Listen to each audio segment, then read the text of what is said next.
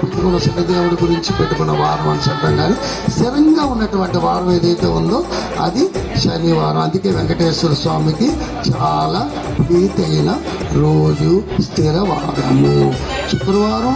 ప్రపంచవ్యాప్తంగా ఏ మతస్థులైనా సరే శుక్రవారాన్ని ప్రతి ఒక్కరు కూడా పూజిస్తారు. మన అమ్మవారికి ఎలాగైతే కుంకుమ పూజ చేసుకుంటాం, ముస్లిమ్స్ ఎలాగైనా నమాజులు చేసుకుంటారు, అలాగే గుడ్ ఫ్రైడే అని క్రిస్టియన్స్ కూడా చేసుకుంటారు. మతములు ఏదైనా మార్గము ఒకటి.